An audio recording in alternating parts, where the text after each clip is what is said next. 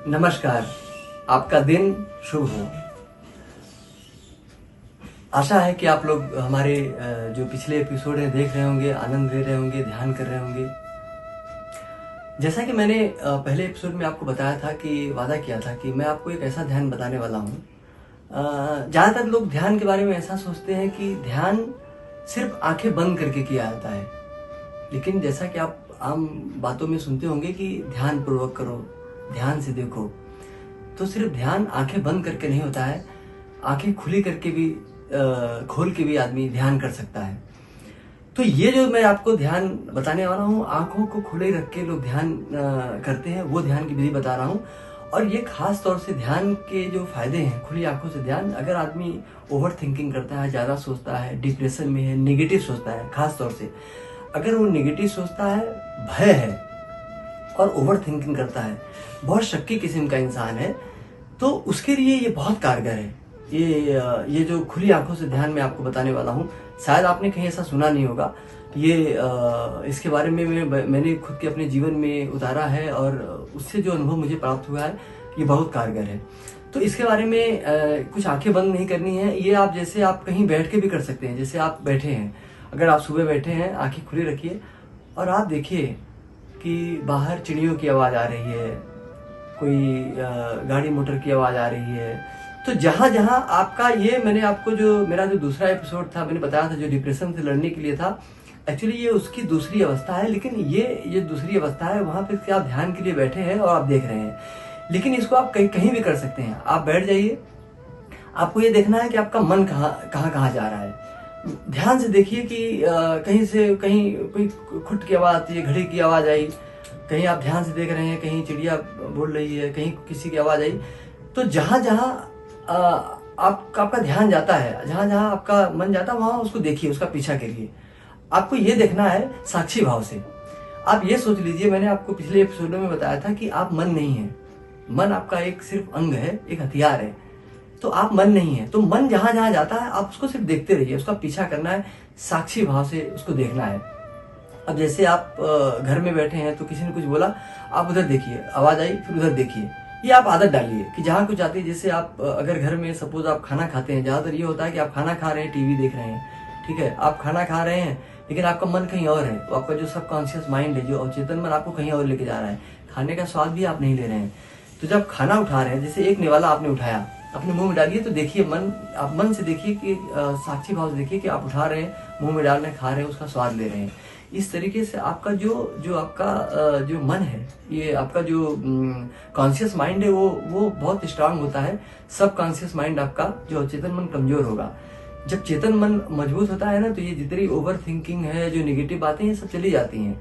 ये सिर्फ चेतन मन के कमजोरी की वजह से ही होता है। तो आपको स्ट्रांग करने के लिए, चेतन मन को स्ट्रांग करने के लिए, कॉन्शियस माइंड को स्ट्रांग करने के लिए, ये बहुत ही कारगर ध्यान है। अगर आप करेंगे, और इसके लिए ध्यान पे बैठने की भी जरूरत नहीं है।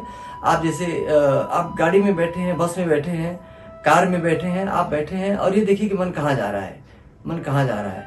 अच्छा, मन आपका ओवर थिंकिंग करवाएगा, कहीं आपको भय दिखाएगा, कहीं आपको भविष्य का जो डर होता है, ज्यादातर तो भविष्य का ही डर होता है अपने, कि हमारी नौकरी गई, या हम बच्चे हैं तो हम फेल हो गए, हमारा करियर का क्या होगा, शादी हो गई है तो कहीं ना कहीं आदमी कहीं शक करता है कि मैं यहाँ हूँ, मेरी पत्नी कहाँ होगी, या अगर कोई पत्नी है, सोच रही पति हमारे गए हैं, वो कहाँ होंगे, क्या होंगे, तरीके के जो शक हैं, जो चिंताएं हैं, वो मन में आती है। इसको ओवर थिंकिंग बोलते हैं, जिसकी जरूरत नहीं है, सोचना नहीं चाहिए, लेकिन उसकी भी गलती नहीं है, क्योंकि ये अपने से आता है। ये अचेतन मन की सब बदमाशियां हैं, सब ये उसके रोग हैं। तो जब आप ये सोचने लगेंगे, जैसे आप ध्यान से देखिए कि मन आप कहाँ गया, मन फिर देखिए कि वहां गया। आप देखिए, जैसे अगर आप मन में आप बड़े हैं, आपका बच्चा है, तो लगता है कि मेरा बच्चा क्या होगा, तो आप सोचिए, देखो कि मन अब गया, अब सोच रहा है। लेकिन जो मन जो बोल रहा है ना, सब सही नहीं है, मन की चालाकी है।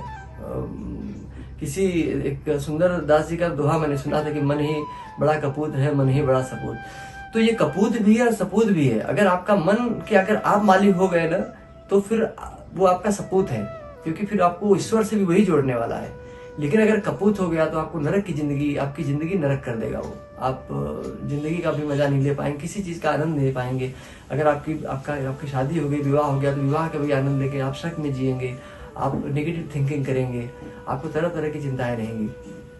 तो जब आपके मन में कोई एक बात आती है कि जैसे अगर मैं नहीं पढ़ा, मैं फेल हो गया, नौकरी नहीं लगी, मुझे निकाल दिया गया, तो आप ये देखिए, जो होना होता है, ये सब प्रारब्ध का खेल है।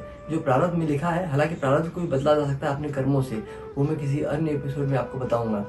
लेकिन कहीं ना कहीं अगर आप कर्म करते हैं, अगर प्रारब्ध में भी कुछ गलत है, तो अगर सत्कर्म करते हैं तो आपका प्रारब्ध भी मिट जाता है। अगर आप ईश्वरमुख हैं और ईश्वर की तरफ आपका ध्यान है, आप नाम जप कर रहे हैं, ध्यान कर रहे हैं, आप भगवान का नाम ले रहे हैं, तो आपकी जो बुरे प्रारब्ध भी है वो भी कट जाते हैं और आपको अच्छे फल मिलते हैं। तो प्रारब्ध को भी काटा जा सकता है, लेकिन पहले आपका मन तो ठीक हो। मन आपका सपूत होना चाहिए, कपूत नहीं। तो मन को सपूत करने के लिए आपको ध्यान से देखना है कि मन कहाँ जा रहा है।